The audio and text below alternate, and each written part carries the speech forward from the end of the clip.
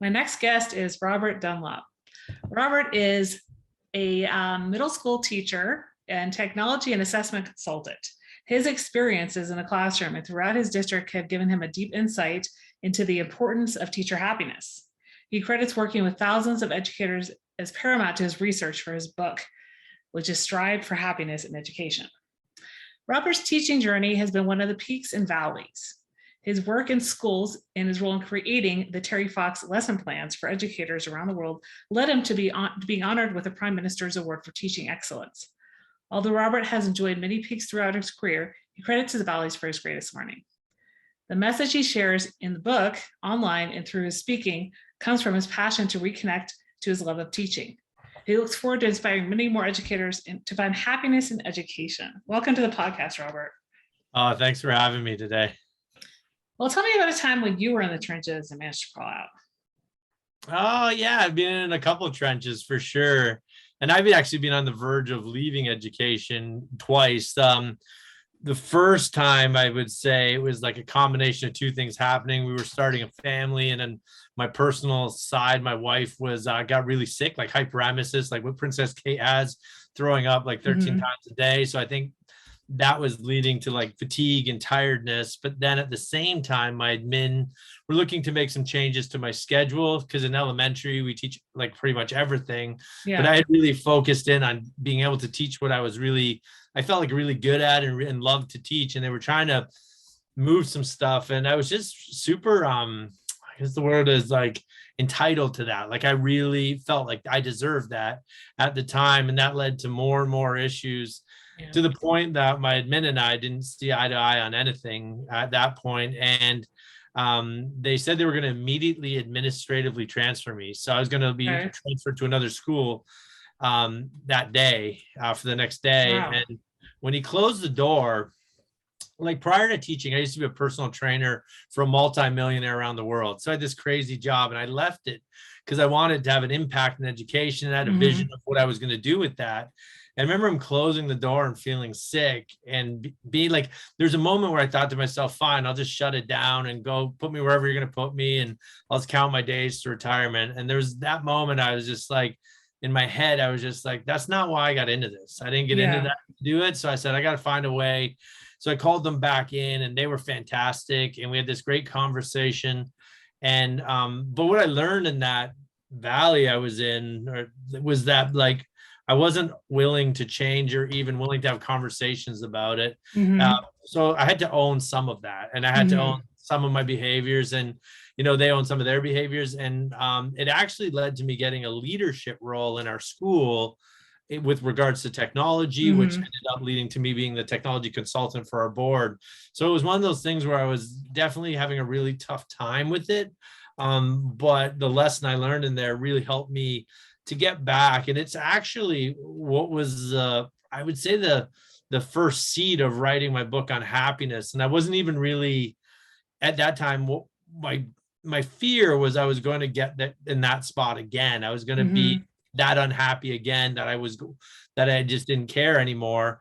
But I was really, at the beginning, I was thinking more about motivation. Like, how do I stay motivated and not burn out? And that led me to pivoted while studying motivation to positive psychology and learning more about like happiness. And I was like, well, it's not so much I want to stay motivated. What I want to do is love my job.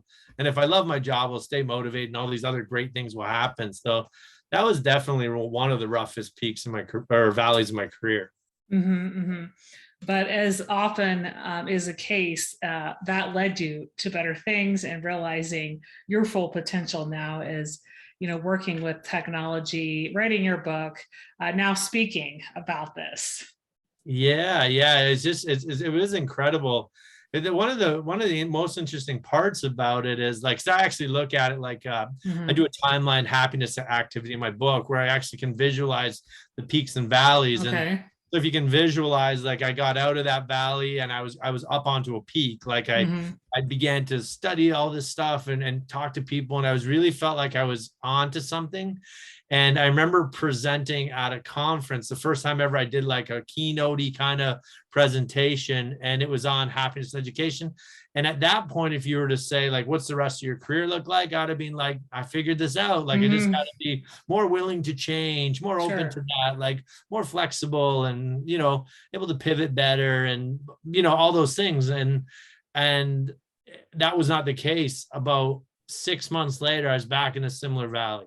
And this one, my admin, a different admin, and once you start saying like I've had multiple problems with multiple admin, you're the constant, right? So, but in this one, something had happened. They'd made a decision that was, I still to this day don't think it was fair. Yeah. But that decision put me in a spiral, and like to the point of like ed tech companies like found out I wasn't happy and they were trying to hire me, and I was like, I had a way out of it. So I was actually one signature away from leaving education completely, because these companies were interested, and I was really upset. But one of the most interesting things happened. My wife had been watching this and watching me get like more and more frustrated, more and more negative, more and more toxic. And she came home with this book by Sean Aker called Before Happiness. And like, you should read this. And I'd read this other book he wrote, Happiness Advantage. I loved it. So I was like, and I'm telling you, I read the first chapter. It was later at night, and he actually changed the way I saw the world, oddly enough, but I didn't know it that night. And so what he wrote about right off the top of this book is that how happy and successful people can see multiple realities of the same situation. And I was like, that I didn't understand that. I was like, no, my reality is I'm super angry, frustrated, and I want out. And so I remember going to bed that night and just trying to let it jump through my brain seems to work a lot in sleep. And I woke up in the morning, I opened my curtains like I do every morning, looked out the back, and my eyes welled with tears, with gratitude. And all of a sudden that morning, I chose to look at a different reality, one that I could see like the connections I'd made with people, the impact that it was having on students and the board. I could see like the relationships and all these things that I like for 3 months prior, I could just, all I was saying to myself is, why did I leave the classroom? I should just stay in the classroom. And for me now, I use this strategy all the time of like, when I am struggling, I say, what are like reality, it feels a certain way, but if you actually step back and you say, what is the actual realities? And I kind of play it out. And when I play it out, I choose the one that's going to have the most successful outcome. And now it gets me out of things where, because I'm a pretty intense guy, like emotionally, like, and I think it comes with highs and lows. Right. So, but now I seem to have a better way to manage that with this idea of finding the positive reality in things. And it's helped me out a lot in the last couple of years. Yeah, and it's definitely a good tool to have when the world was put on hold and you were doing remote teaching and those types of things. So yeah, and I think it comes with wisdom and time and having experienced different things in education and in life to come to that conclusion, right?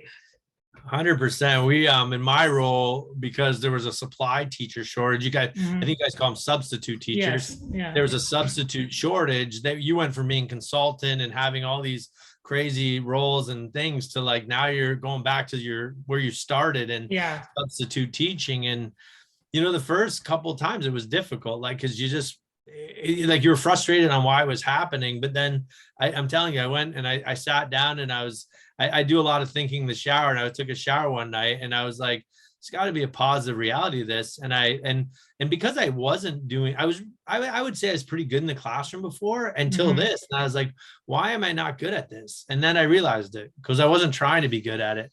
I was trying to go in and put my time in and just get through each day with, like, you know what I mean? Frustrated. And I wasn't excited to be with these students. And just that moment of just switching to that different reality.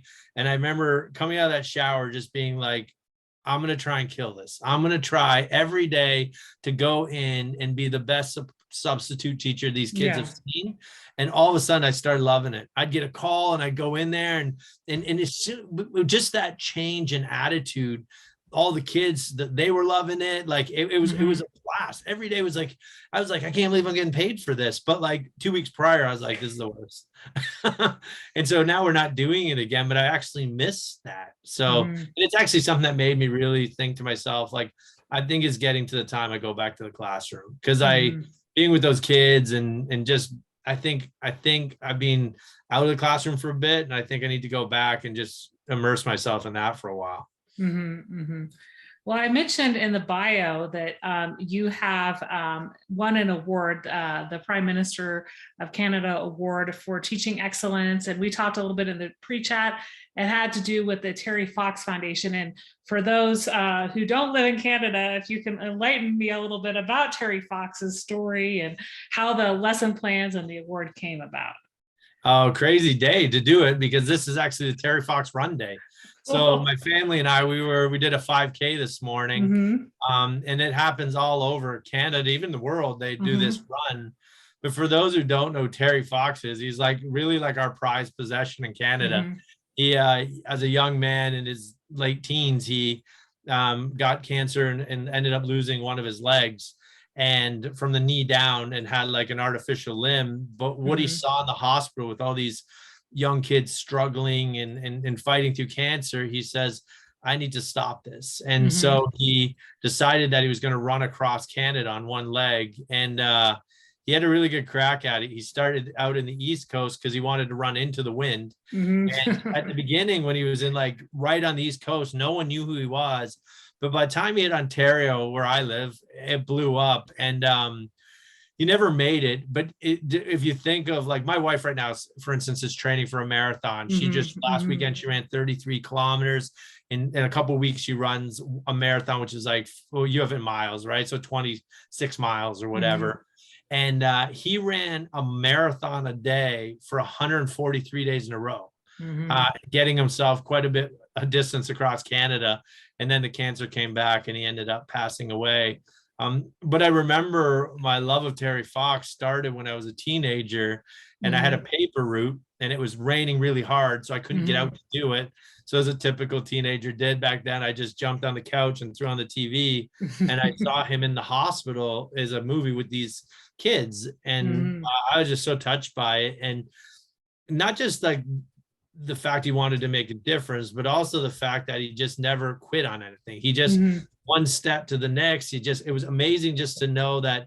And so when and eventually I started getting the weight training, I always thought of him. I thought like, I can give up now, or I can just keep moving through. Same with writing the book. It's like if you just do something long enough and are passionate enough about it, you eventually reach your goals. So for me, he's been a massively inspirational figure.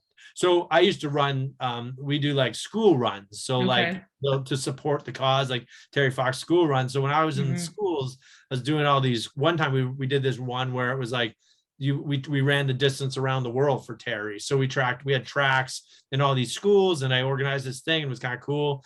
But I was doing all this stuff for the foundation. So they asked me to do some feedback, and I said, you should make some lessons. And they're like, oh yeah, we'll think of that. So when they threw out this idea of making lessons, they asked me to apply for it, and I applied. And then when we got this amazing team together, I ended up kind of taking that over a bit. And we made these lessons. And I think there's something like over 4 million, between 4 and 5 million downloads of these lessons, just to teach Terry's story and keep it alive. Do you think like this happened 40 years ago? He did this, and his goal is to raise $1 per Canadian. So at the time, $25 million. He's raised 800 million to this point, the Terry Fox Foundation. And they're just really noble. Like the majority of the money, like some of those places, a lot of their money goes back into advertising. Their money is so like cancer focused and driven. I think they say they put 86% directly to cancer research. So yeah, just amazingly inspirational video. You got to watch one little 30-minute video of him, and you'll just be inspired for days. And so you got the Prime Minister's Award, and when was that? And what type of, like you said, you donated the money back to the Terry Fox Foundation, but was it for these lesson plans, or kind of what what was kind of behind the winning of the award? Yeah, just a bit of everything. Yeah. When I worked on the lessons, I didn't know about it, but they gave me an honorarium of like Okay. a certain amount, and like I'd never been able to make a lump sum donation Hmm. to the foundation, but I was like, this is perfect time because I didn't do them. I did them out of passion, and when you do something out of passion, it doesn't feel like work. Like Yeah. there were a lot of time I put into these, but like Hmm. by just giving that money back and knowing like I just did it just to make a difference and to do something great, it felt amazing. But then I actually a parent in our where we're from, this Prime Minister Award, parents or people can nominate you for an award. Okay. And just it was a combination of like the stuff I was doing in the schools, just in education for teaching, Hmm. plus the Terry Fox lessons, plus I don't know. I think the Terry Fox lessons kind of helped me get selected because so many teachers deserve that award. Like I Hmm. could probably think of 1,000 teachers that deserve to be recognized by Hmm. the prime minister. So it was, I'm not even, and I don't know. I think sometimes I look back and I think like the award itself is, I'm not really sure it should exist because I think we should all feel like we're doing amazing jobs, right? So Hmm. it Hmm. was a huge honor, and it's something I'm really proud of. I've got like certificates. I got to meet the prime minister, like it's kind of like you Hmm. meet the president, right? So it was kind of cool. And then after that, I was like, I had one of the best moments of it is my friends and family organized like a celebration dinner. Hmm. And I remember looking around the table and I saw all of the skills that I'd used to do the lessons in the classroom, things that I'd done. And I was like, I could just see it all around the table of all the people that impacted me. And so from that point on, I decided to highlight some of the other great stuff that was going on in education with Hmm. these teachers. So I actually got one of my friends, Lee, the Prime Minister's Award of Education. I Wow. nominated him just because he was doing some incredible things too. So now I really try and highlight some great things that educators are doing. And, just I think it's inspiring when you get to see some really cool stuff that's happening. Yeah, and you definitely paid it forward with getting him nominated as well and him winning. Yeah, and he won the big one. Like he won the top one in Canada. And then Uh, I got to go up there again and meet the new prime minister. So it was kind of surreal to like to be on both ends of that. So I yeah. thought it was really fun. Yeah, it's good. Well, your book, Strive for Happiness in Education, was published in 2019. And you talked a little bit about the positive psychology it's based off of, but walk me through the acronym STRIVE and kind of how this will apply to both educators and people who might be in the business field. For sure. Yeah. When I wrote the book, I consider myself an educator, not an author. Hmm. So I didn't know what I was Hmm. doing. So I actually have this huge whiteboard and I just have massive amount of ideas. And on this whiteboard, and it was very interesting. One day I was like just sitting here and it was getting to that point where like I needed to start organizing everything. And it was Hmm. like beautiful minds or something. It's like I could see letters floating around Yeah. and I thought, and so, somewhere in my head thought, well, I wonder if I could get like an acronym that would help me organize it. And immediately I thought, if I do an acronym, it has to start with S because I think students should always come first. So Hmm. the S stands for students in education. So, and then randomly I saw like team on there, and then I have routines up in the top corner. And then the word strive came into my head. So I Google it and it's like, to make great efforts to try to attain or achieve something. I was like, that goes Hmm. along the lines of what I'm doing for. Yeah. And then, so STRIVE actually stands for students, team, routines, innovation, viability, and extraordinary. And Hmm. each chapter just kind of like leads like through like research, through talking to all these teachers, through personal experience, like how we can look at those different areas and how we can use that to impact. One thing when I actually love technology, so I designed my own book cover and Hmm. I laid it all out. And when I was designing the book cover, I had like a space. I should have the book right there. I have a space right at the top. And I was Hmm. like, well, what am I going to fill that space with? And I just wanted a sentence to like sum it up. And Hmm. it says something to the phrase of, there's nothing, I'll get right now, got right here. It says, there's nothing more powerful than an educator who loves coming to school every day. So I truly believe that when I was talking and interviewing educators and thinking of the educators I had, the ones that had the greatest impact are the ones that truly want to be there. And I just believe that every student deserves to have a teacher at the front of the room that loves what they're doing. But I also believe that every teacher deserves to be happy. We put an incredible amount of our heart on the line, our time on the line, our thoughts. We're always like, it's a caring profession. It's like you are in it, and it is you just live it. And it's sad when you see teachers who've lost the enjoyment, but are still. So the goal of the book was to help, like, how can a teacher find more happiness, like by connecting to their why, by establishing small things they're doing each day in their routines to get them closer. How do you navigate like the valleys? So there's actually the chapter on viability is basically how do you navigate those peaks and valleys? Like how do you do that, and how do you come out the other end smiling? So yeah, I learned the book was more therapy, if I'm being honest with you, than anything. It was more like just me saying to myself, I left a really crazy job for this. And I had this euphoric feeling for many, many years in this job. It exists. I just got to figure out how to get back to that. And so it was like therapy writing it. And I still go back to my book.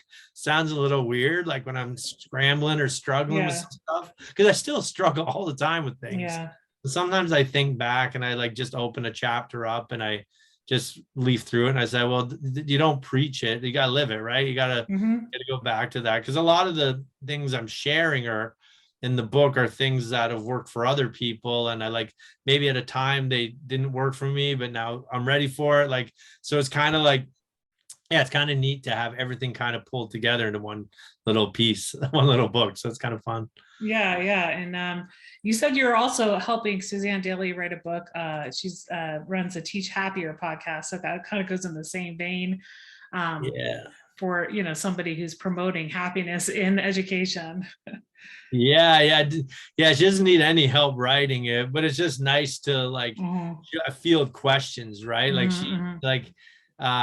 she's incredible. That's like my favorite podcast. I like actually try and savor that. Like I don't watch it all at one time. Like it's just so good. And so we actually, and it came about that she wrote a article for Teach Better and on happiness. And I reached out to her because part of my book is like this random acts of recognition that I try to act on authentic thoughts. So if I read something, I think, oh wow, that's incredible. I try to act on it. So when I read this article and like I think some people would be like read an article on that and think, well, we're in competing territory because we're writing on the same thing. And so I don't see it like that. I thought like, this is incredible. So I pick up my phone, I find her on Twitter, I write her a thing, and she's like, oh, this is crazy, like your book, and you wrote the book I want to write, and blah, blah, blah. And I was like, no, you're going to write that book because it's going to be incredible. And, it's on the same topic, it's positive psychology, but she's just got such a amazing approach to it. And one thing that's super nice is she messages me all the time. It was about 5 hours ago, I got a thing, Rob, I want to use this part in this upcoming podcast. Are you good with that? She wanted to know how many days I've practiced gratitude. And she wanted to put that in her newest podcast. So it's just kind of like having an ally that we're working together, and actually got to present for her board a couple weeks, maybe about a month ago, and I got to meet her for the first time. And it was incredible when you meet someone online and you feel like you're really good friends, and then you actually haven't met them before in person. So it was amazing. She hosted us for dinner and we had an incredible night.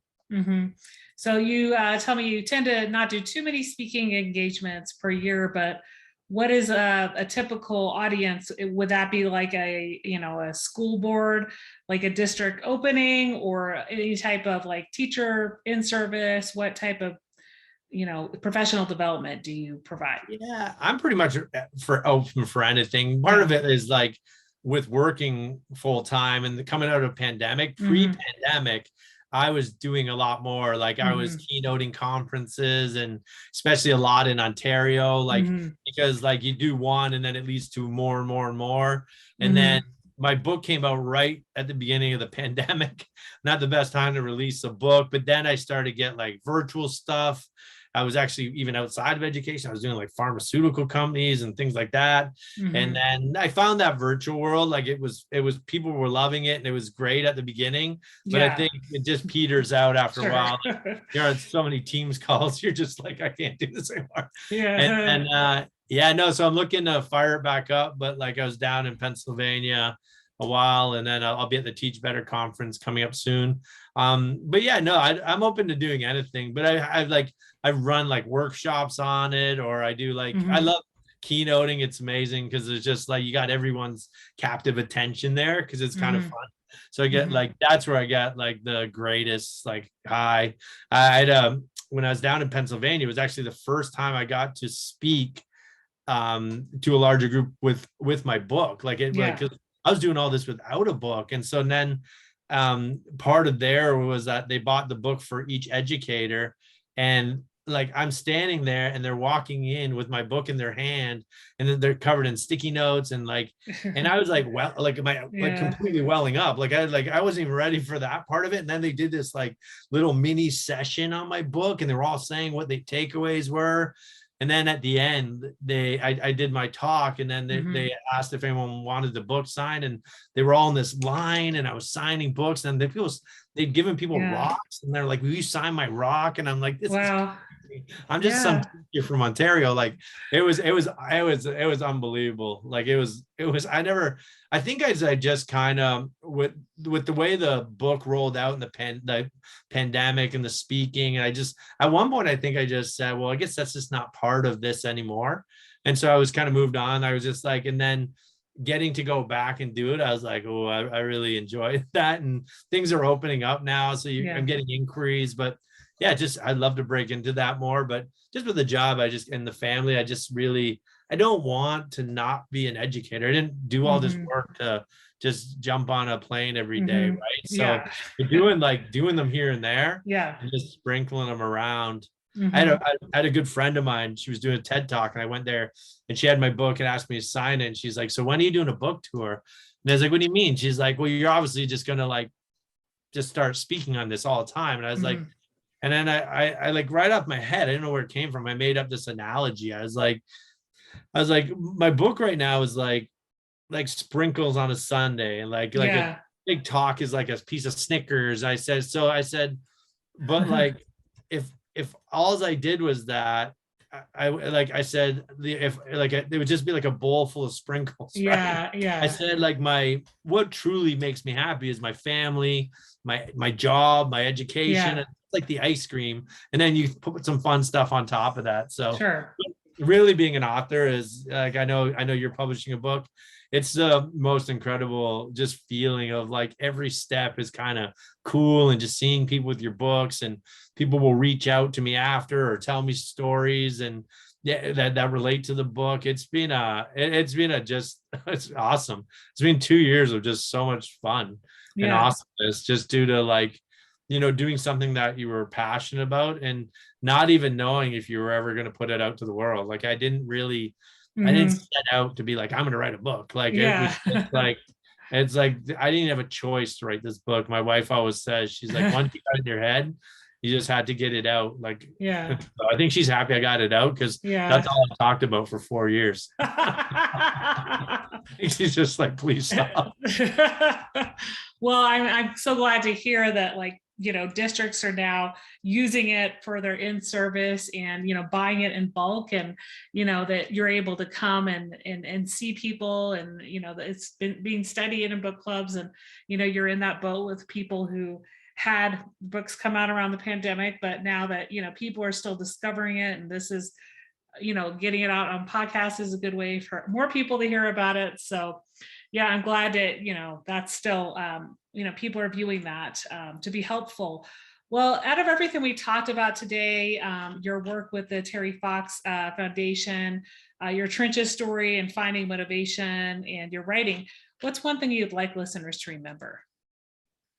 I just think they deserve it. I said it earlier. I think they deserve to be happy. And I think like Susan Daly said it really good one time. She said it's a discipline, right? Yeah. Sometimes I think it's like we just leave our happiness up to like the world, right? And Yeah. I think we can do things. Like I think like there are controllable things we can do, like trying to work on how we're viewing the world, our perspectives. Yeah. I found like the hugest game changer for me was practicing gratitude daily. Hmm. That's what Suzanne Daly called me for today. And she's like, I'd use this Happy Feet app, and I've Hmm. been using it for like 1,000, was it 333 days in a row, Hmm. well over 3 years now. And for me, like that small like investment of like 2-3 minutes a day has Yeah. had a huge impact getting me through the pandemic in a positive way. And there's a Hmm. lot of small things like that we can do that, when I wrote the book, I wanted it to be like feasible things you can do within the profession, or building it in and doing that with your class and things like that. Hmm. So for me, it's like you deserve it. Put some, like, make it a priority, like make happiness your priority, let it drive what you're doing, Hmm. and just be willing to change, and don't settle for anything less, because as an educator, we all deserve to be happy, and our kids Hmm. deserve to have a happy teacher in front of them. Hmm. Hmm. Yeah, that's so important to remember. Those there are going to be those valleys and those peaks, but yeah, just finding happiness and practicing gratitude is definitely something that I think people need to just make it a point to do more of. Well, where can people connect with you and find you online? I'm on social media. I'm not crazy active because I'm Hmm. still focusing on my happiness, but you'll find me. I'll post some stuff on Twitter, LinkedIn, Hmm. Facebook, but my handle's at Rob Dunlop EDU. And Hmm. then and then same with you can get a hold of me via my website, which Hmm. is motivatedyou.com. Okay. And in that website, I created like a free staff wellness plan. I have like this one inspiring section where I collect all the most inspiring videos, because I really believe that positive media is important, Hmm. all within education. So if you're running a staff meeting or something, you're looking for that video that's going to well some teachers up and or make them feel good, I got all those lists in there. So I've been Hmm. building that just for fun. So yeah, you can subscribe to that and get a hold of me via that. But I always appreciate when people reach out and ask me questions and tell me their stories. I think it's one of the greatest parts of being an author. So yeah, they can find me for sure. Great, great. Well, it's been a pleasure having you on the Out of the Trenches podcast today. Have a great rest of your day. Yeah, thank you. Good luck with all your stuff you're working on. Can't wait to see your book.